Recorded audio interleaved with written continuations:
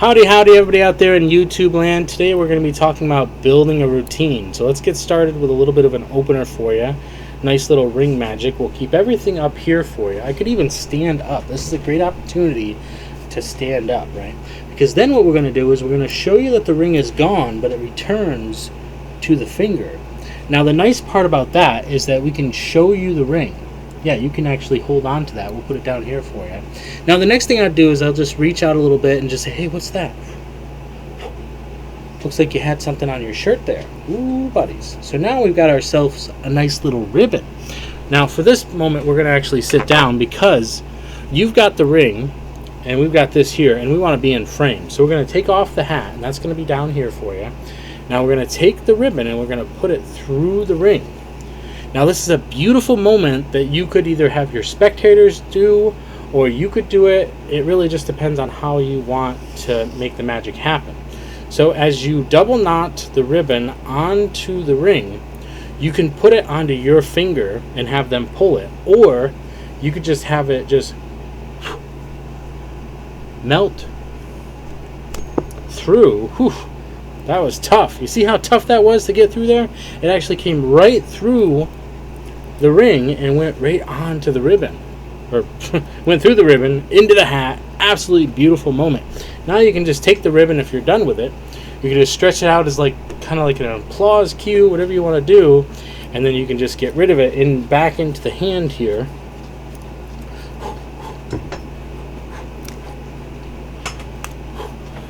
Just a nice little moment there.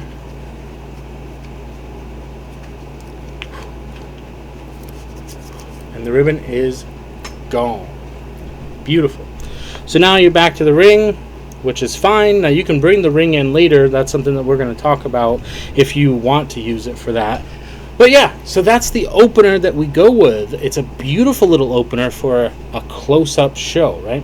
That's a little bit different if you're doing walk-around, close-up show, all sorts of different words that we're going to be using here today. And we're going to be talking about different magic that you could do along the way for these shows. Now here's what I recommend, and this is what we're going to show you. We're going to show you 3 tricks today that you could do for a carry-around close-up. I would say it's more of a carry-around just to initiate, right? Because let's talk about a scenario, right? Let's say you have a show booked, but they want you to do some magic in between that for the guests, more close-up and more like personal moments. So what you're going to want to do is you're going to want to have separate magic set up for that. And here's what I recommend. I recommend carrying, like things that you can carry around that don't really require a lot of table work, especially if they're eating or drinking stuff, because if you're putting your cards down on the wet table, you're going to want to have a lot of stuff that you can do standing up.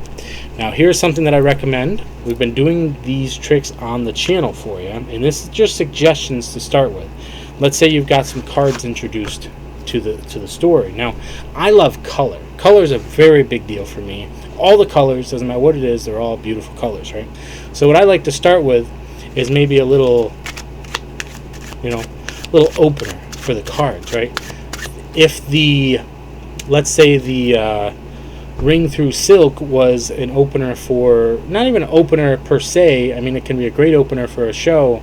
It introduces certain props. Let's say you want to use the ribbon again, or in my case I want to use the ring for multiple different pieces, multiple different tricks throughout the routine and the performance itself, which is great. In this case, what we've got here is we've got a deck of cards and we just want to have a card selected from the center. Today it's going to be the 7 of Hearts, which is not a bad choice. Okay, we wave our hand over, and then as we go through the deck, you'll notice that one card is actually a different color. I put this in here ahead of time to kind of throw off the whole routine, right? But it is my favorite color, and it happens to be the card that you just selected. So we're going to set that over here for a second.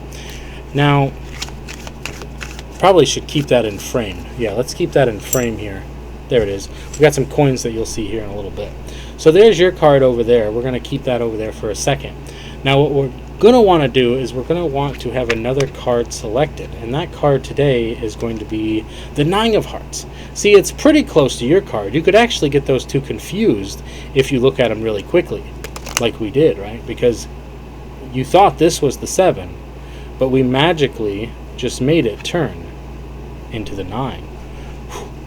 Beautiful little Chicago opener, nice little color change, and this card can now be removed, and you can continue on your way with some beautiful magic. You know what I'm saying? So now you've got the cards introduced, and you can do different things with the cards, which is great. Now, let's say you're doing that and you could do that in the hand. You could just put it in their hand and say, hey, take a look at that. There's a lot of different ways to handle that. So that's a beautiful little opener, and then you can transition into another move. And what I would recommend, maybe doing some coin work, right? Coins are something that's great that you can do all sorts of different ways. Now, this is another piece that we could potentially stand up for if we can get some little space going here. Now, this is my 2-for-1 special. Now, it's not something that you necessarily have to play around with. It's something that I potentially do. Here, let's switch out to this one because it still has the face on it here. So, standing up, doing this, it's a good practice move, right? You've got 2 coins. You can do some flourishes if you want to, but we're going to jump right into the performance. It's a coins across idea where you know that there's 2 coins. That's really the big deal. One in this hand and one in this hand. But as you kind of merge them together a little bit in the back, you can see that that coin looks like it changes places with the other one. But that's just perception, right? Because the gold one is, in fact, right there. We did skip a step, but that's fine. You can simply wipe that away, and that's going to leave you... Oh, wait a second. That's gold. Let's take a look at that in the light. What? That's pink. I don't really quite understand how that works, but now it's gold again. Now, here's a beautiful little moment where you could simply just wipe it off, right? And it's now a different color. Back into this one, you can hear the gold clink into there because gold likes to clink. But of course, we can do all of that because we have the 2 coins. Boom. Beautiful. So it's a great little moment that you can do as long as you don't drop your coin, which I didn't. So yay, we're getting better. So overall, the whole idea there is that it can all be done walking around. You can do these grand moves, right? Now, what I like to do on social media purposes, because my frame is so small, we're gonna get back to it here in a second. I just want to point this out to you. When you're performing this trick, you don't have to do this first move here like this. You don't have to. This is a great way to do it because now you're looking at this coin here and you're keeping everything really tight, right? So when you change them to this one, that's a great moment. It really is. You know the coin is in the hand. It's the whole premise. The whole point is you don't want them to. You want to be one step ahead of them, so they're constantly like, wait, it's there, it's there, it's there, and they're following you, and you're not following their. You know, I mean, you're ahead of them because they're not catching it. But here's the point that I want to make. When you're doing that moment, it's perfectly okay to grab this coin from here and to bring it over here and to have this one over here. So now when you shoot this hand out and then you point down here, now it's changed over here. So now you're like, ha, you know, it's okay to do that because you really want, if you in a forum with a lot of people around you, you want to make the scene as big as possible. So that's a great follow-up trick or an opener or just stand alone. That's what's nice about these particular tricks. If you're doing the Chicago opener, I definitely recommend sticking with the cards. But if you want to do a whole card set, just do that as your opener and then get rid of the purple one, which is fine. Perfect. Now we're going to go into this. This is the beauty, if I say so myself. Okay? Because what we have here is we have this nice little cube. Now it's actually 2 cubes. Okay? But that's okay. And the idea here is that we have some different colors on here, but we're not going to do anything with that for the moment, right? We're going to take the 2 cubes. We're going to take one over here and one over here. This cube is actually going to be flat, and this one is just by itself now. Now you take this, you give it a little bit of a squeeze, and it'll come back.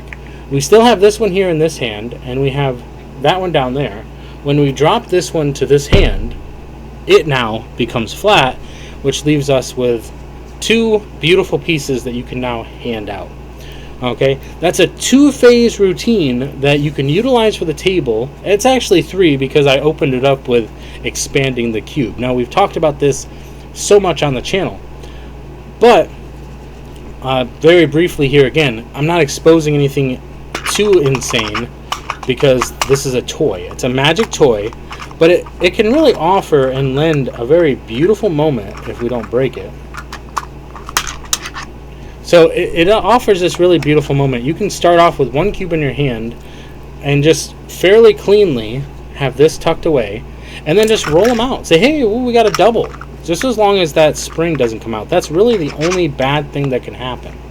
You can just toss them out, and if you could just make any joke you want. Like, for instance, oh, this trick's going to be really black and white, but that's okay. Let's go ahead and take these two cubes. We're going to take one over here, really get like a nice little like grip on this hand and this hand here. And you can turn them, it's fine, and you're just playing around with this nice little toy because you're really going back and forth. So the first move you do is you're expanding the cubes. The second move you're doing is you're introducing the flat cube, and then you're bringing over, I like to show it off with this hand just to get all the audience involved. So it's a nice trick that you can really bring everybody in the intention of, and if you have a table to use, then you can really create these moments. This is what's beautiful about this. Is basically a coin trick that I'm doing here, but I'm doing it in a really interesting way for me anyway. I introduced using this as a coin trick. So when you do this move where you have this and you're squeezing it out, really making it feel like you're bringing it back to life, so when you toss it out, you now have this cube reintroduced and you still have this cube in your hand. You don't want to do this thing where you make the cube disappear from here, which is something that you might do in coin magic. You want them to still see. Immediately show this cube again, grab this cube because you want to hide this that's in your hand. Use that wand technique to make it just seem like, okay, I've got this over here. Misdirection as you immediately go into this drop maneuver to flatten that cube and then ditch the guilty cube. You want to move the non-guilty hand first, which in this case is the guilty cube. So it's a really interesting moment because they're like, wait a minute, there's two guilty things here, but you're moving in such a way that you're now guilty here because you're hiding this, and you want this to look like a real cube as you're transferring it. Now the guilty hand is the guilty cube that you're getting rid of, but that's why you're creating this moment where you're going back to a flat cube, and this hand is, for a second, is out of the picture. So this routine can be done standalone as a really beautiful moment to just make it happen, because opening tricks, anything could be used as an opener if your personality is right, for the purpose of getting the attention, as long as it's with under 2 minutes. So you want a trick that it might not be your best trick, but it's your most visual, flashy trick that can catch their attention. And if you can blow their minds with a magic toy where the premise is so simple that it's a shell, that's all it is. It's a coin trick. This is just a shell. And if you can blow their mind with this, the pocket space is, as I called it, I love it because PAX Flat plays big. It's such a big thing for me in the sense that that's literally what the effect of this is. It's flat, but it gets bigger. You know what I mean? Like that's, so to me, using that tagline is just like this really beautiful moment, and then adding in those extra moves. So not that I'm trying to teach that because I've already kind of showed it on the channel. The point is that we now just did a card trick, we did a coin trick, and we've done a cube trick. And these can either be done, I recommend doing the card trick as an ensemble of pieces where if you open your card routine with that, that's fine, and then go into some other card stuff. I don't really recommend changing out from this. So as an opener, it's great if you carry that through for all your card stuff, if you're going to do more card stuff, if they want more card stuff.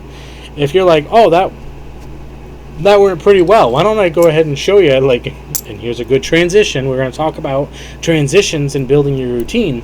This is a perfect place to start. Take 3 tricks, put them together, and figure out how they work. Oh, I show you the card trick real quick there. Oh, you want to see more card tricks? That's great. But first, we're going to talk about money, because you got to pay to play, right? And then you go ahead, and it's Super Mario, so you can make some Super Mario jokes, whatever you want to do, if those are the types of coins you have. And then you can really just play off from that. And then I would even love to say, like, okay, so now that we've got the money talk out of the way, why don't we go ahead and look at something that plays big but plays It's a tongue twister for sure. Plays big but packs flat. It's beautiful, right? It actually has to do with these two cubes, right? Beautiful. They all got these different colors on them, but we're not going to worry about that for the moment.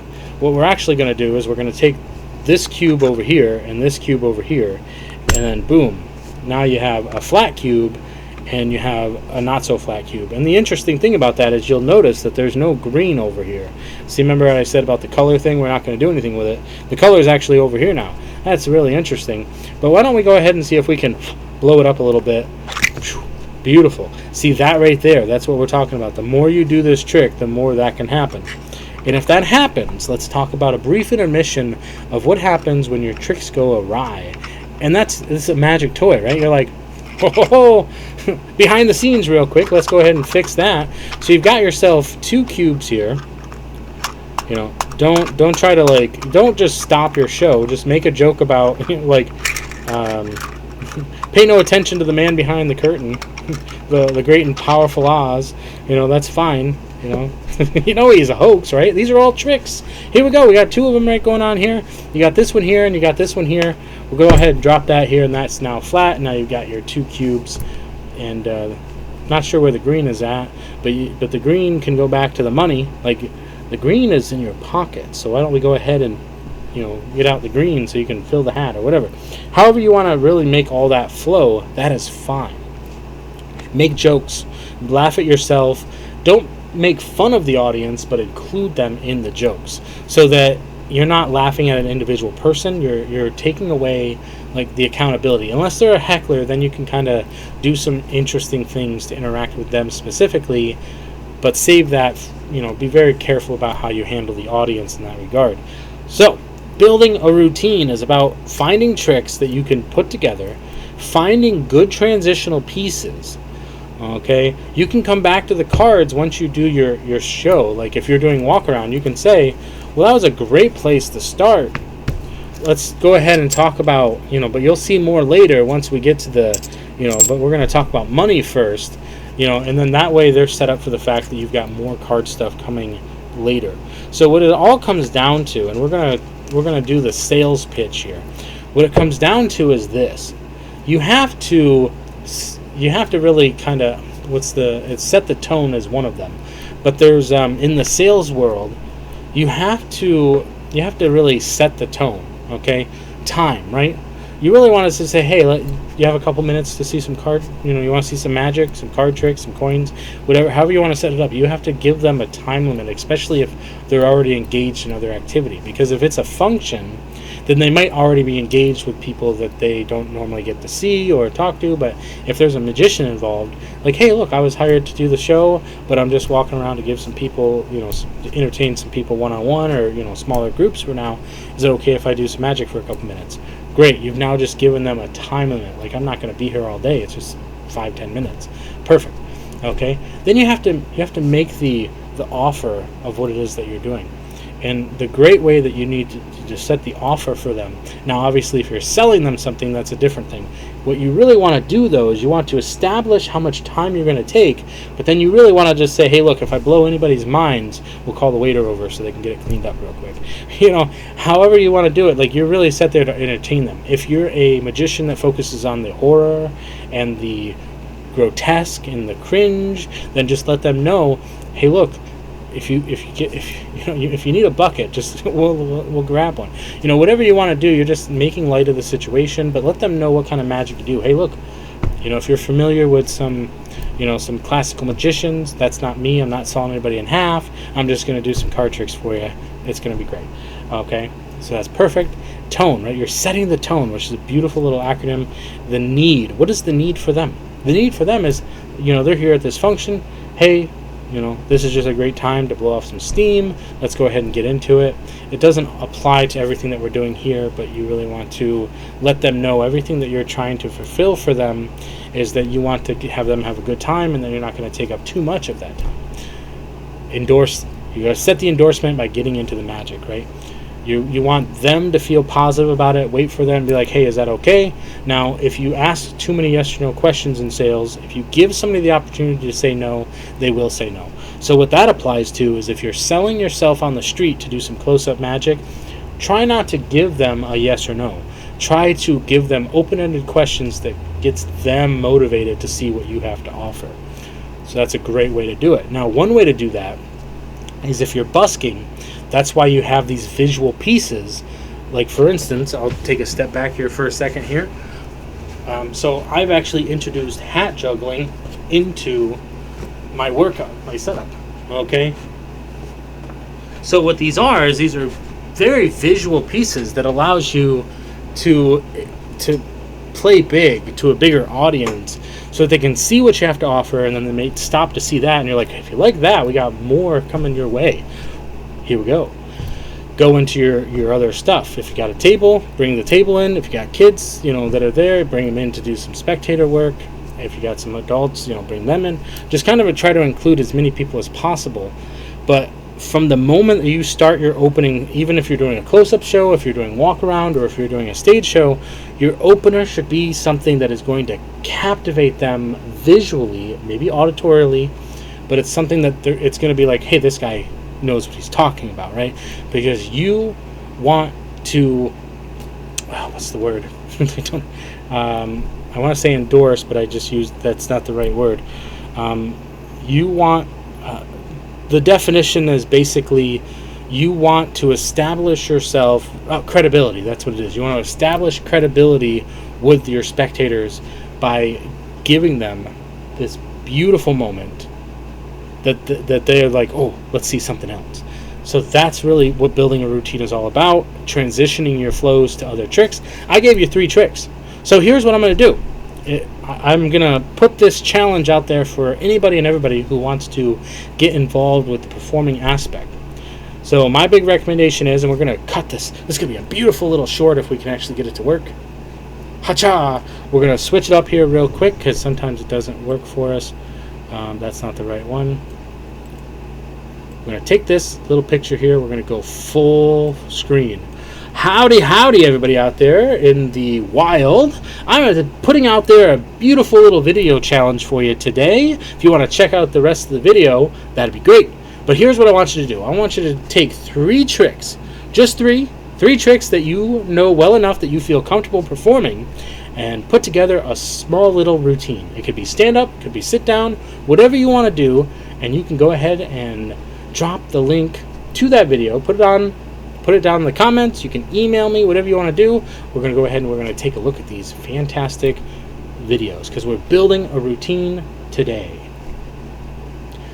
There you go. Thank you, everybody, and remember, stay positive, stay active, and stay awesome. And we'll see you in the next one.